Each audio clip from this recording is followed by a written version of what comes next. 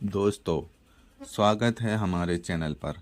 कल्पना करें, 8वीं सदी का समय जब यूरोप अंधेरे युग की गहराइयों में खोया था और इस्लामिक दुनिया में ज्ञान की एक ऐसी क्रांति हो रही थी जिसने पूरी दुनिया को बदल दिया।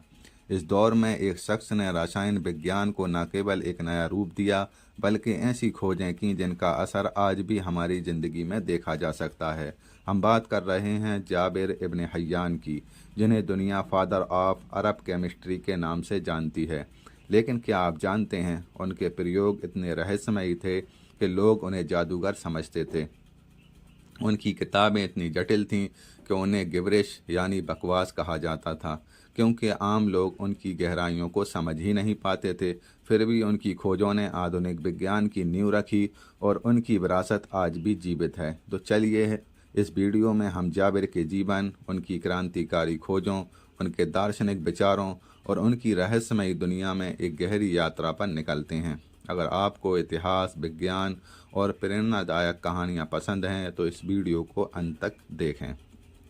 जाबिर इब्न हय्यान का जन्म 721 ईस्वी में तूस में हुआ था, जो उस समय फारस, आज के ईरान का एक महत्वपूर्ण शहर था। कुछ इतिहासकार मानते हैं कि वे यमन के यजद कबीले से ताल्लुक़ रखते थे, जो एक प्रतिष्ठित अरब कबीला था।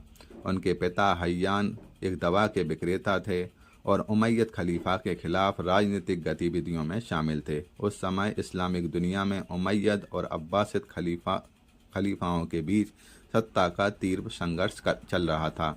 उमय्यद शासन, जो दमिश्क से चलता था, धार्मिक और राजनीतिक तनावों का सामना कर रहा था। जाबिर के पिता इस संघर्ष में शामिल थे और उनकी हत्या कर दी गई, जिसके बाद जाबिर और उनकी मां को कूफा शहर में शरण लेनी पड़ी। कूफा उस समय इस्लामिक दुनिया का एक प्रमुख बौद्धिक, धार्मिक और सांस्कृतिक केंद्र था। यह वह दौर था जब इस्लामिक गोल्डन एज 8वीं से 13वीं सदी शुरू हो रहा था। बगदाद में हाउस ऑफ विजडम, बैतुल अल हिकमा की स्थापना हो रही थी, जो ग्रीक, फारसी और भारतीय ग्रंथों के अनुवाद और वैज्ञानिक अनुसंधान का केंद्र बना। कूफा में जाबिर को छठे शिया इमाम जाफ़र अल सादिक जैसे महान विद्वानों से सीखने का मौका मिला। इमाम जाफ़र न केवल इस्लामी दर्शन और धर्मशास्त्र के विशेषज्ञ थे, बल्कि गणित, खगोल विज्ञान और रसायन विज्ञान में भी गहरी रुचि रखते थे। उन्होंने जाबिर को वैज्ञानिक विधियों, तर्कशास्त्र और इस्लामी दर्शन की गहरी शिक्षा दी। जाबिर का बचपन कठिनाइयों से भरा था। पिता की मृत्यु और परिवार के विस्थापन ने उन्हें आर्थिक और सामाजिक चुनौतियों का सामना करना सिखाया, लेकिन उनकी मां ने उनकी शिक्षा पर विशेष ध्यान दिया। उनके पिता के दवा के व्यापार के अनुभव ने जाबिर को जड़ी बूटियों, औषधियों और रसायनों के प्रति आकर्षित किया। यह वह नींव थी जिसने उन्हें रसायन विज्ञान के क्षेत्र में एक क्रांतिकारी बनाया। जाबिर की जिज्ञासा और बुद्धिमत्ता ने उन्हें इस्लामिक गोल्डन एज के सबसे चमकते सितारे में से एक बना दिया। जाबिर इब्न हय्यान को फादर ऑफ केमिस्ट्री कहा जाता है और इसके पीछे कई कारण हैं। उस समय यूरोप में कीमिया, एल्केमी को जादू टोना का या रहस्यमयी कला माना जाता था, लेकिन जाबिर ने इसे एक व्यवस्थित और वैज्ञानिक अनुशासन बनाया। उन्होंने प्रयोगों को व्यवस्थित करने, परिणामों को रिकॉर्ड करने और वैज्ञानिक विधि को अपनाने पर जोर दिया। उनकी खोजों ने रसायन विज्ञान को एक नई दिशा दी। आइए उनकी कुछ सबसे महत्वपूर्ण उपलब्धियों पर गहराई से नज़र डालते हैं। आसवन डिस्टिलेशन। जाबिर ने अलम्बिक नामक उपकरण को परिष्कृत किया, जो तरल पदार्थ को गर्म करके उनकी भाप बनाने और फिर उसे ठंडा करके शुद्ध करने के लिए इस्तेमाल होता था। यह तकनीक आज इत्र, शराब, दवाइयों और तेल शोधन में उपयोग होती है। जाबिर ने अलम्बिक को आधुनिक कुशल बनाया, जिससे यह प्रक्रिया तेज और सटीक हो गई। क्रिस्टलाइजेशन। जाबिर ने रसायनों और धातुओं को शुद्ध करने के लिए क्रिस्टलाइजेशन की तकनीक विकसित की। इसमें घोल को ठंडा करके क्रिस्टल बनाए जाते हैं, जो आज दवा और रासायनिक उद्योग में महत्वपूर्ण हैं। एसिड की खोज। जाबिर ने कई महत्वपूर्ण एसिड की खोज की, जो आधुनिक रसायन विज्ञान की नींव बने। सल्फ्यूरिक एसिड, जिसे विट्रियल भी कहा जाता है, इसका उपयोग आज बैटरी, उर्वरक और रासायनिक प्रक्रियाओं में होता है। नाइट्रिक एसिड, जो धातुओं को शुद्ध करके और विस्फोटक बनाने में उपयोगी होती है। एक्वा रेजिया, यह नाइट्रिक और हाइड्रोक्लोरिक एसिड का मिश्रण है जो सोने और प्लेटिनम जैसी कीमती धातुओं को घुल सकता है।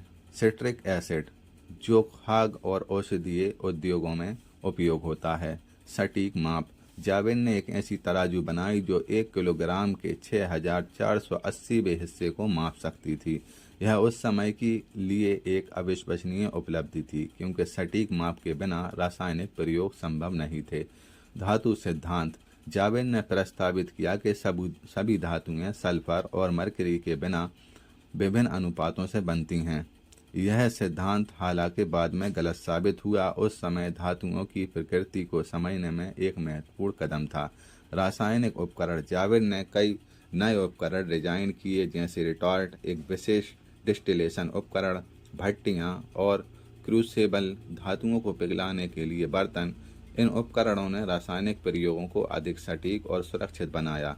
रासायनिक वर्गीकरण जावेद ने पदार्थों के 3 श्रेणियों में वर्गीकृत किया। आत्माएं जैसे सल्फर और मरकरी जो गर्म करने पर वाष्प बन जाती हैं। धातुएं जैसे सोना, चांदी और लोहा।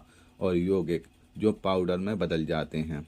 यह वर्गीकरण आधुनिक रसायन विज्ञान के तत्वों और यौगिकों की अवधारणा पर प्रारंभिक रूप था।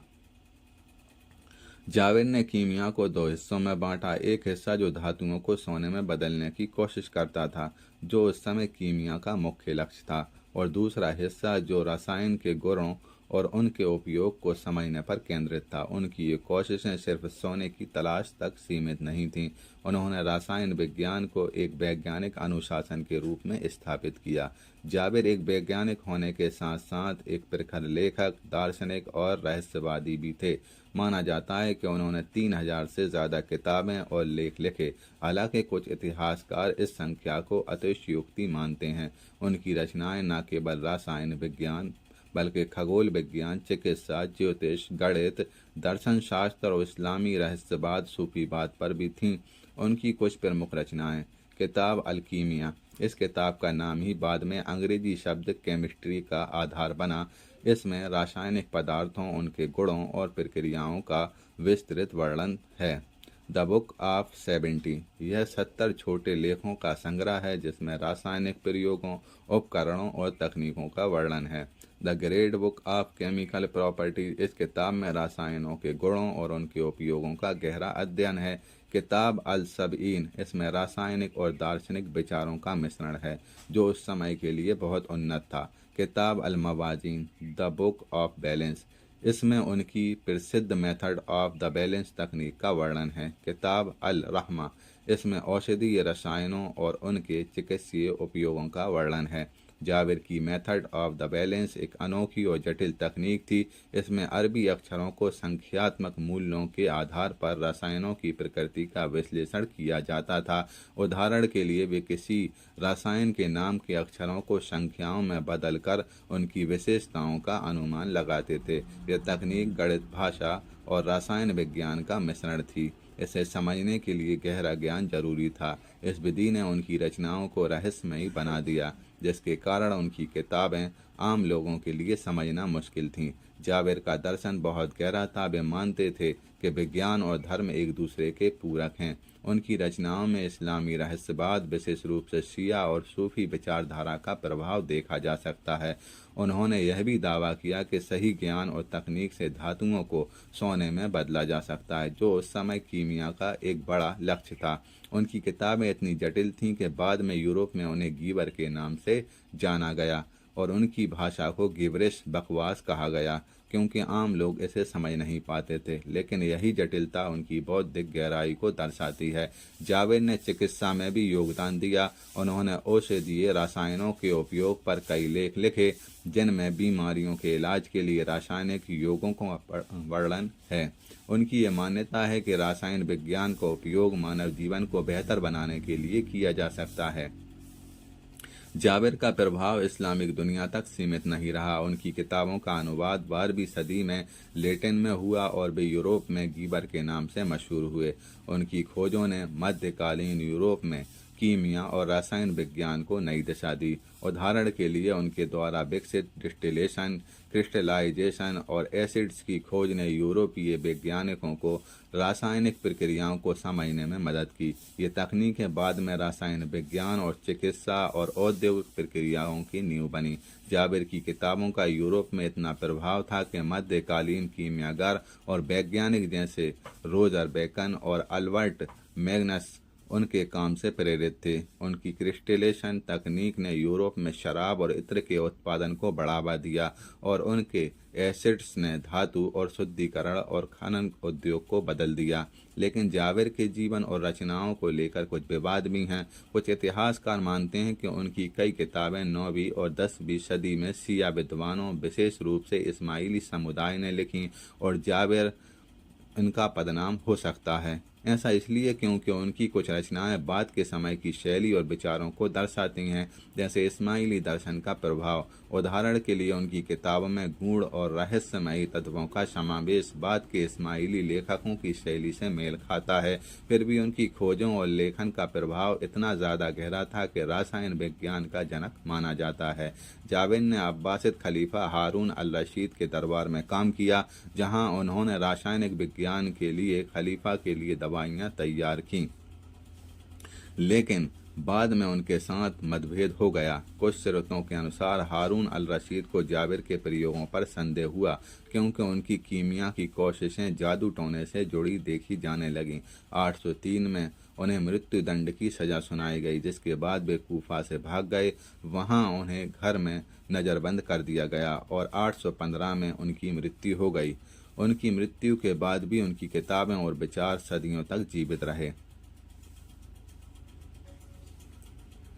जाबिर की विरासत आज भी जीवित है। उनकी खोजों ने रासायनिक विज्ञान, चिकित्सा, धातु विज्ञान और औद्योगिक प्रक्रियाओं को गहराई से प्रभावित किया। उदाहरण के लिए सल्फ्यूरिक एसिड आज कार की बैटरी, उर्वरक और रासायनिक उद्योगों में उपयोग होता है। डिस्टिलेशन तेल शोधन, दवा निर्माण और इत्र उद्योग में महत्वपूर्ण है। क्रिस्टलाइजेशन दवा और रासायनिक उद्योगों में शुद्धिकरण के लिए उपयोगी है। वैज्ञानिक विधि जाबिर की प्रयोग, अवलोकन और दस्तावेजीकरण की पद्धति आधुनिक वैज्ञानिक अनुसंधान की नींव बनी। जाबिर हमें सिखाते हैं कि जिज्ञासा, मेहनत और व्यवस्थित सोच से असंभव को भी संभव बनाया जा सकता है।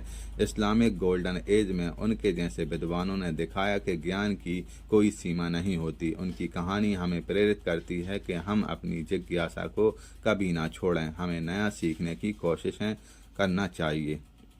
तो दोस्तों, जाबिर इब्न हय्यान की कहानी हमें सिखाती है कि एक व्यक्ति की जिज्ञासा और मेहनत पूरी दुनिया को बदल सकती है। उनकी खोजों ने न केवल इस्लामिक दुनिया को रोशन किया, बल्कि आधुनिक विज्ञान की नींव रखी। वे हमें प्रेरित करते हैं कि हम अपनी जिज्ञासा को जीवित रखें और असंभव को संभव बनाने की कोशिश करें।